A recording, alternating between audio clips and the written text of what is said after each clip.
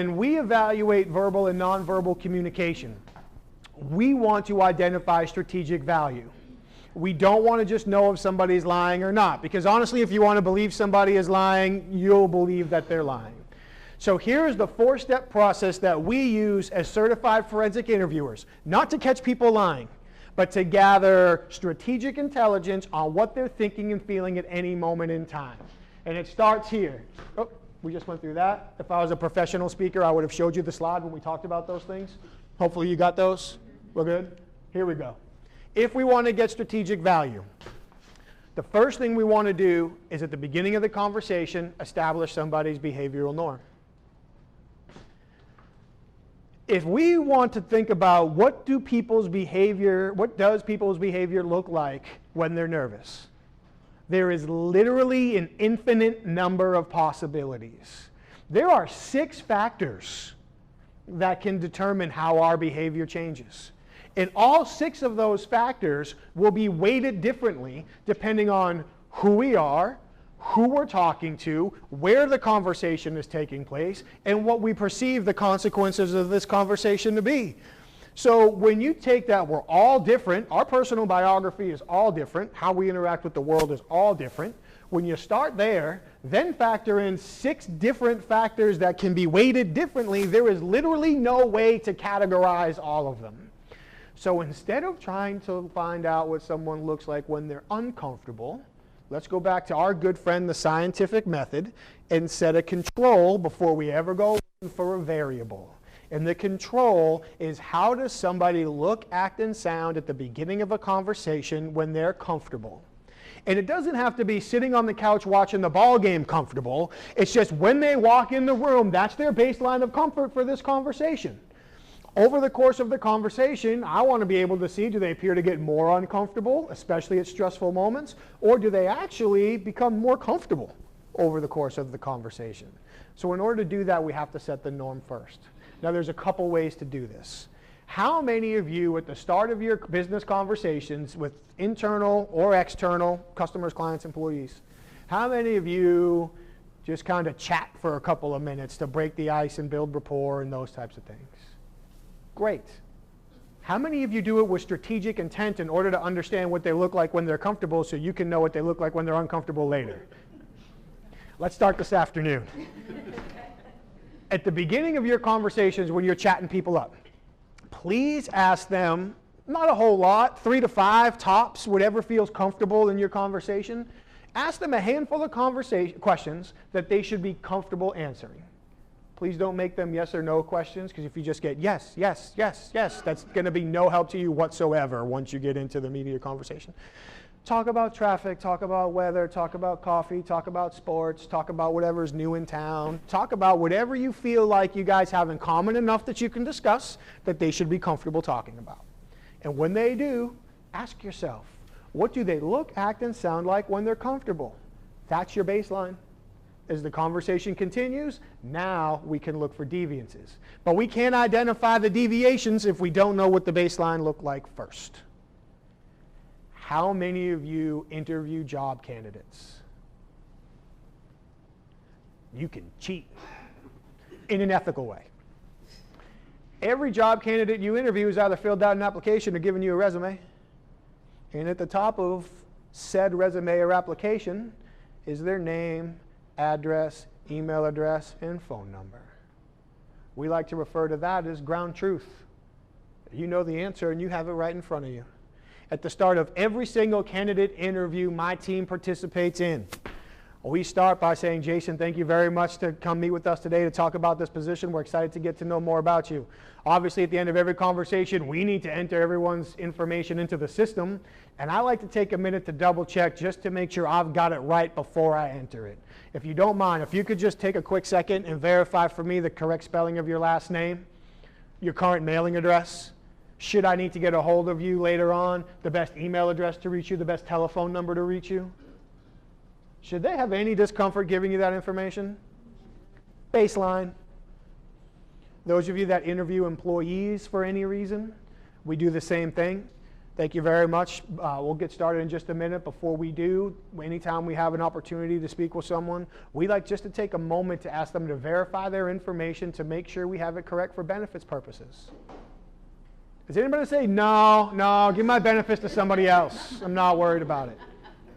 They say, okay. Now, I might not ask them to spell their last name, but now it might be date of hire, depending on your policy, date of birth, address, telephone number, those types of things, employee number that you can ask them for. Bam, baseline established. Once we have the baseline established, now we need to look for behavioral clusters. As we started the presentation by saying there's no single behavior that's always indicative of truth or deception, no matter what you've heard on cable news. It's not true. So what we do is we look for groups of behavior that change at the same time. If you had to say, how many behaviors change when I do this? Essentially one. I mean, you could say you moved your elbow, but I scratch my nose, right? Now let's say I do this.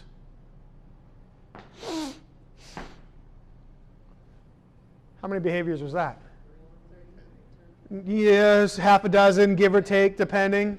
I sniffed, I gulped, I pressed my lips together, I licked my lips, I rubbed my thumb and forefinger over here, then I scratched the nose while shifting my weight onto my other foot and shaking my head.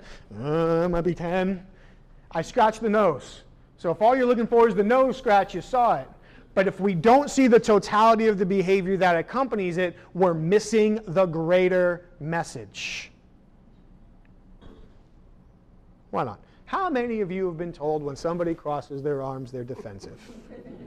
Everybody? Do you feel particularly defensive at the moment? Was it something I said? Generally speaking, there are two reasons why people will cross their arms. The first is physical comfort. The room is cold, their back is sore, the chair is uncomfortable. Physical comfort. The second has nothing to do with feeling defensive. It's feeling vulnerable.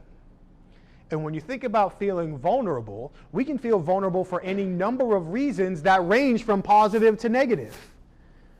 When you see somebody cross their arms, the first question you have to ask yourself is, what was the trigger?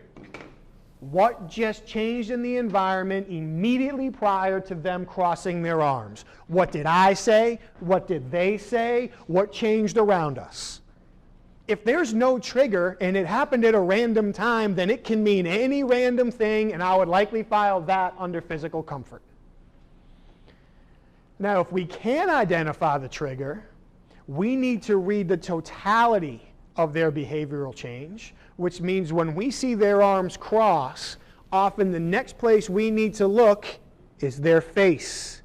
What does their face say? If somebody does this, what do you think they're about to do?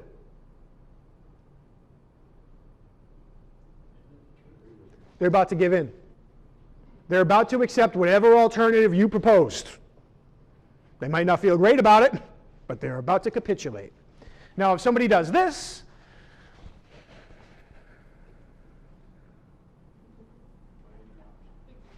they're on the fence. They're not quite there yet. They're working on it. Now, if somebody does this, yeah, that might not be defensive. That might be more aggressive. But if somebody does this, now you're looking at defensive. But notice as they crossed their arms, they actually created more space and pointed their shoulder at you at the same time.